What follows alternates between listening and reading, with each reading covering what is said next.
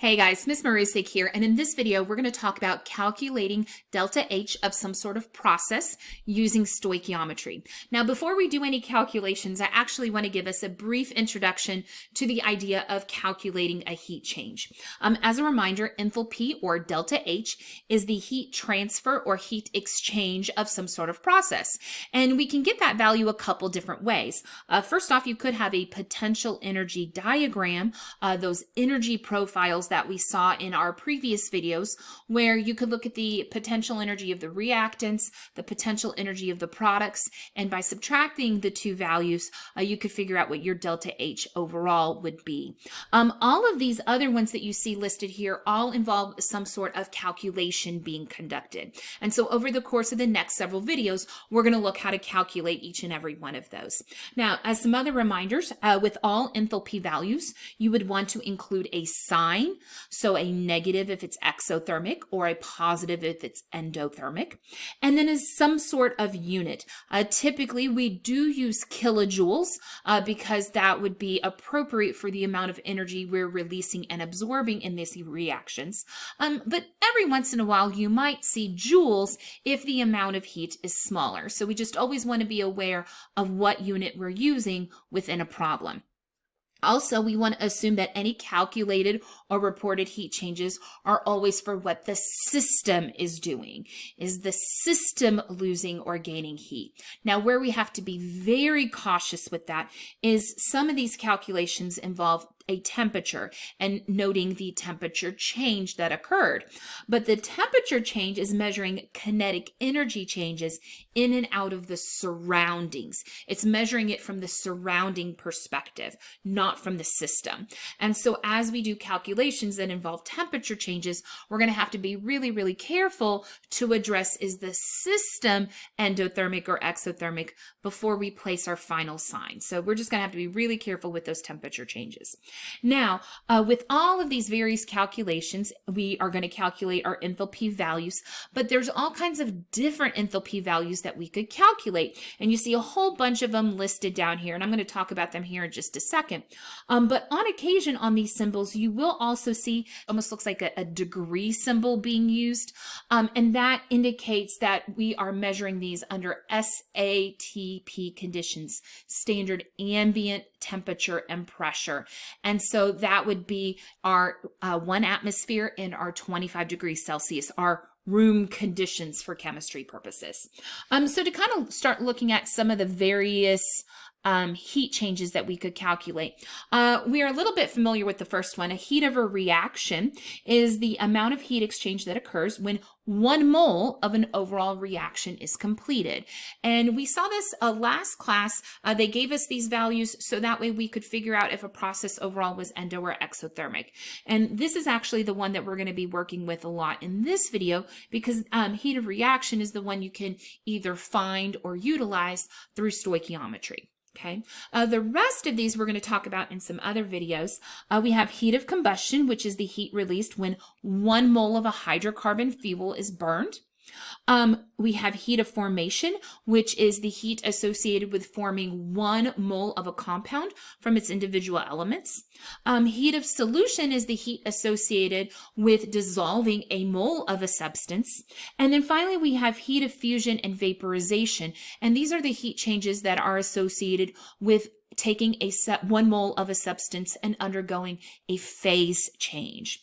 You'll notice for all of these, they kind of keep on referencing back to that 1 mole, either 1 mole of a substance for these bottom ones, or for this top one, 1 mole of an overall reaction. And that is just to give us a frame of reference for our value. Obviously, we don't always have 1 mole of a substance. And so if they specifically tell us that a value is for 1 mole, we can then use a conversion to calculate it into some other unit that we're looking for. All right. However, today we're going to focus on using thermocalculations with stoichiometry. It says if we have a balanced reaction and the enthalpy of the reaction, or that delta H Rxn, we can use stoichiometry to calculate back and forth between those substances. It's just the only difference is that instead of a mole to mole ratio, we're going to instead be using a mole to kilojoule ratio.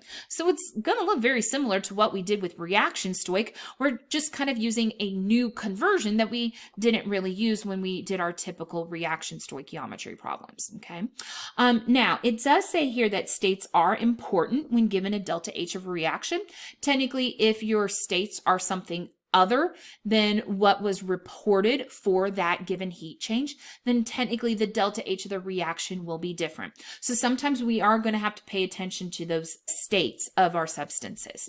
Also, if I reverse the reaction, it'll have the same value for the magnitude of the delta H, but it's going to have the opposite sign. So to kind of see this at work, let's go ahead and flip the page.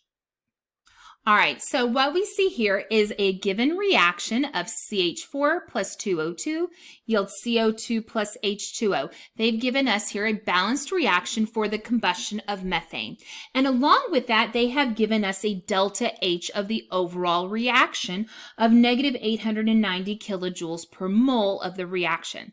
So a couple things here. First off, we see that they have given us a negative value for that heat change. And so what that means is that this process would be exothermic in nature.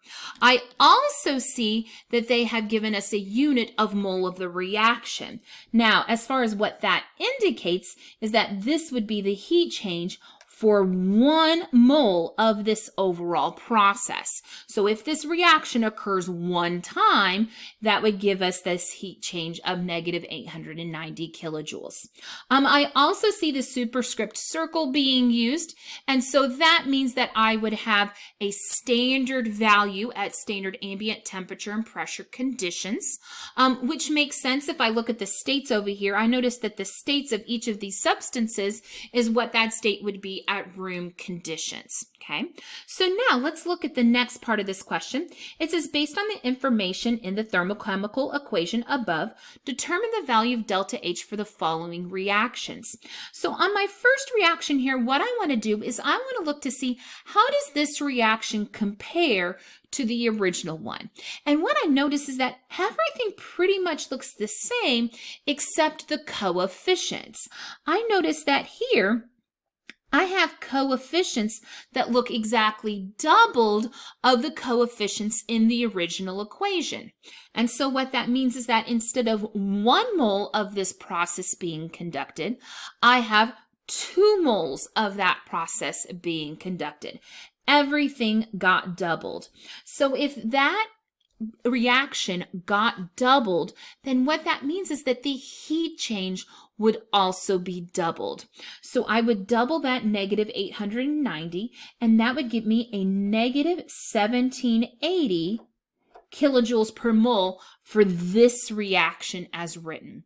All right, on the next one, same thing. I look to see how does this compare to the original one, and I notice that, well, everything pretty much looks the same, except that each of the coefficients this time has been cut in half. Instead of, 1 and 2, I now have a half and 1 for all of these coefficients. And so therefore, that means this reaction was cut in half, and so therefore this heat value would get cut in half. And so therefore this would have a value of negative 445 kilojoules per mole for the reaction. All right, now this one I notice looks kind of different. I notice that things aren't in the same place as we see up above. If you look, this reaction has been perfectly flip-flopped from reactants to products. And so this is my little sign I use for flip-flop. It's kind of a wonky arrow to show that we're switching sides for those substances. However, the coefficients remained exactly the same. And so therefore, what that means is that instead of this process being exothermic, now our process is going to end up being endothermic. But the magnitude of the 890 would remain the same since the coefficients are remaining consistent. All right, let's go ahead and look at the next question now. It says, for the original reaction, so backing up to this one here, how much heat would be released when 10 grams of methane is burned if excess oxygen is used? So what that means is that the oxygen is not going to play a role here in this calculation. I don't have to do a limiting reactant problem. And so in order to do this, I'm going to ask myself, well, I'm trying to figure out a delta H, and since this is in kilojoules over here, I'm going to assume that I'm probably going to try and calculate a kilojoules value here. Okay, and I want to do so considering the 10 grams of methane. And so what I need to do is I need to think about a way that I can get back and forth between methane and the kilojoules. And I'm like, well, the only conversion that they gave me that includes kilojoules is this guy up here, this negative 890 kilojoules per 1 mole of the reaction. And if I think about this 1 mole of the reaction, I see that for every 1 of this overall reaction, that I have 1 mole of methane in there. And so if 1 mole of the reaction has 1 mole of methane, and 1 of the mole of the reaction is 890 kilojoules being released, then it would stand to reason that that negative 890 kilojoules is also equivalent to that 1 mole of methane. And so therefore that's going to be my connection between the methane and the kilojoules. However, that still involves moles. So before I can do that conversion, I do need to still convert this grams into moles. And so to do that, I would need to utilize the molar mass. And so looking on the periodic table, I would add up the atomic mass of both the carbon and the 4 hydrogens. And that gets a value of 16.05 grams of CH4 for every 1 mole of CH4. So now that I have that conversion, now I can say for every 1 mole of CH4, that would be for 1 mole of the reaction, and every 1 mole of the reaction would release that negative 890 kilojoules. Now, obviously, you could put 1 mole of CH4 to 1 mole of reaction and then 1 mole of reaction to the negative 890 kilojoules if you prefer. I just find this to be a little bit shorter to skip that middle component of the mole of the reaction individually. So now I would just simply plug this all into my calculator. And so what I would have is my 10 grams and then my 1 over 16.05. And then my negative 890. And if you wanted to put the divided by 1, obviously you could there. And when I get this value, I want to decide how many significant figures would be appropriate to report. If I look at my initial number here, I see it has 3 significant figures. And so when I round this to 3 significant figures, this 5 past the decimal would round up the 4. And so I end up with a negative 555. And as far as my unit is concerned, the grams and the moles cancel out, and so therefore that would leave me with kilojoules. Now, I do want to make sure that my answer has both a sign and a unit. It does have a unit, and I've also included a sign because it naturally came out to be negative. If the original equation was negative, then this value should be negative as well, and in fact it is. You would have to be careful, obviously, if it's endothermic, that positive sign wouldn't naturally show up in your calculator, and so you would need to go ahead and write that. So be careful on those endothermic ones when you're calculating your delta H values.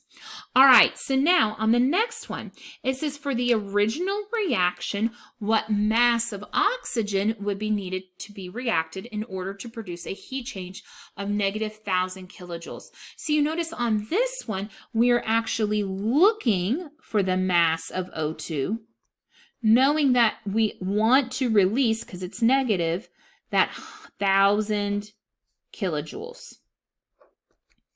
So this time I'm basically working in the opposite direction of the previous problem. I have what heat change I'm trying to achieve, but now I want to figure out what grams of O2 correlates to that. So just like on the previous question, I want to ask myself, well, how can I get back and forth between kilojoules and this substance of O2? And again, the answer lies with this delta H of the reaction up here. I know for every negative 890 kilojoules, that would be for 1 mole of the reaction. Well, 1 mole of the reaction here has 2 moles of O2 inside of it. So this time, what I'm going to do on my conversions is I'm going to say for every negative 890 kilojoules, which obviously I want to put that on bottom to get those units to cancel, that would be for 1 mole of the reaction. And for every 1 mole of the reaction, there are 2 moles of O2. Now that got me to moles. Obviously, I would still need to get into grams. And so therefore, I'm going to say that for every 1 mole of O2, that would be 32 grams of O2, our molar mass. And so now I'm ready to plug this value into my calculator and see what it comes out to be. So I'd have my negative 1,000, my 2 over my negative 890, and then my 32 value. And I see it gets a value of 71.91011.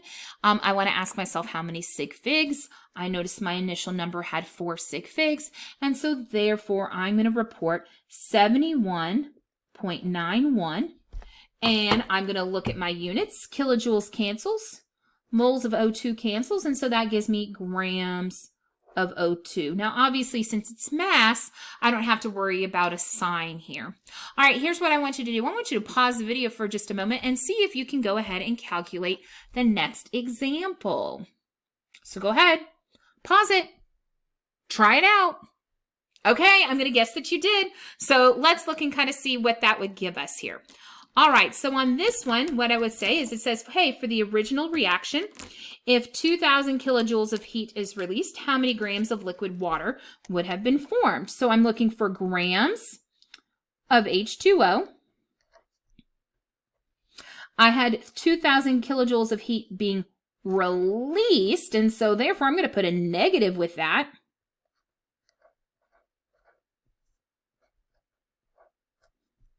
If I look back up at my equation, I can see that every time I release 890 kilojoules, that is for 1 mole of the reaction, and 1 mole of the reaction has 2 moles of water being released. And so therefore, I'm going to set up the equation of negative 890 kilojoules for every 2 moles of water.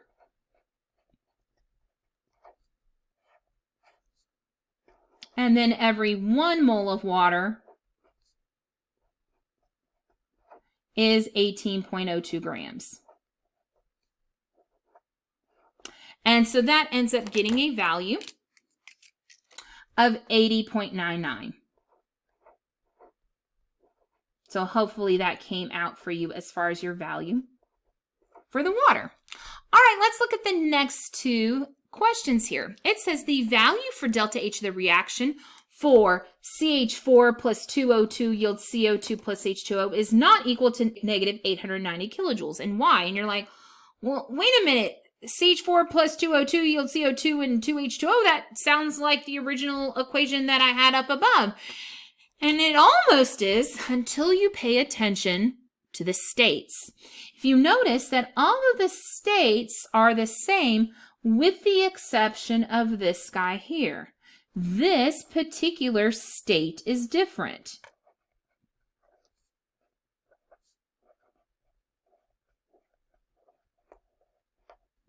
And the issue with that is that there is a heat change associated with changing the state from a liquid to a gas.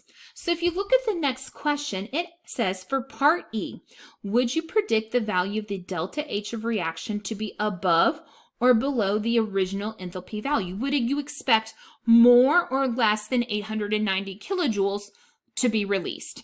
And so if I think about this for a minute, I know in that original equation I had a liquid, but now I'm trying to convert that into a gas. And if you remember that it takes to break, we're trying to break IMFs here, then that means that this process takes energy.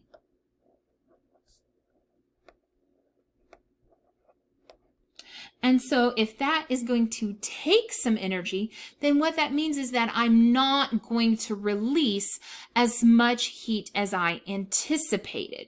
And so what that means is that my delta H of the reaction would be less negative. Or you could say that less heat would be released. Or, and I guess you could say it's above. I know above and below is kind of a bad way of indicating it. Basically, what I would say is that the amount of heat that's being released is not going to be as great as the negative 890 because I'm going to utilize some of that heat in order to do my phase change. All right, we've got one more problem on here that we're going to talk about. This one says nitrogen monoxide gas can be synthesized from the reaction between nitrogen gas and oxygen gas. When 25 grams of NO are formed, 75.3 kilojoules of heat is absorbed by the system. This time, they're asking me to determine the heat of reaction. Whereas in the previous one, they gave that value to me. Here, that's the value I'm trying to find. So the first thing I'm going to do is I'm actually going to write my balanced equation for this, okay? It says the nitrogen monoxide gas is being formed from nitrogen and oxygen. Well, I know both nitrogen and oxygen are diatomic, and so that would make nitrogen monoxide. I also see that this is all in the gas state, although I will tell you this problem, these states are not going to matter, but we'll go ahead and put them. I also need to balance this. So since both of these were diatomic, that means I would need a 2 in front of the nitrogen monoxide. So then it says, hey, 25 grams of NO are formed, 75.3 kilojoules of heat is absorbed. Now, if it's absorbed, remember that that means this is endothermic. And so any heat changes here should be positive in nature. So that's going to help us here in a moment. So I want to think about, okay, well, I'm trying to solve kilojoules per mole of the reaction. That's what I'm trying to get to. Well, let's think about what we already have. Do we have a kilojoules value already? Well, yeah, we sure do. We know that we have 75.3 kilojoules, but we don't have mole of reaction yet. But here's what we do have. We have 25 grams of NO.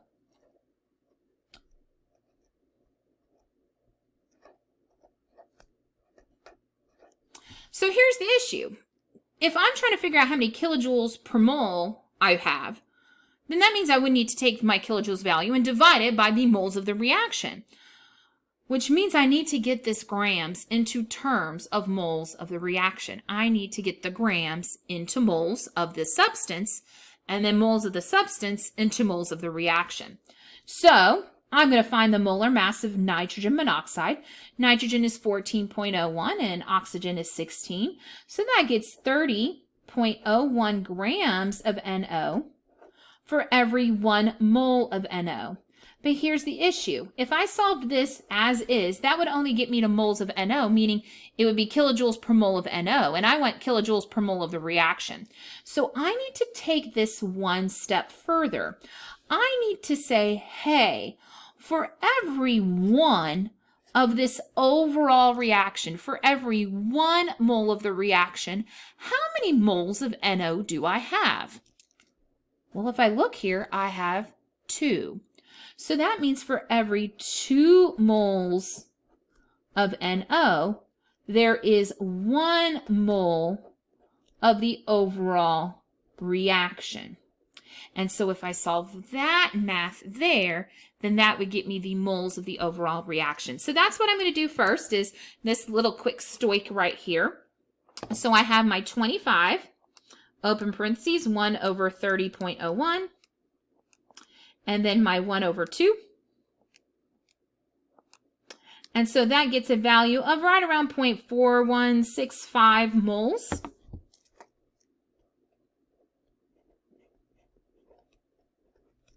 And that is, again, moles of the reaction.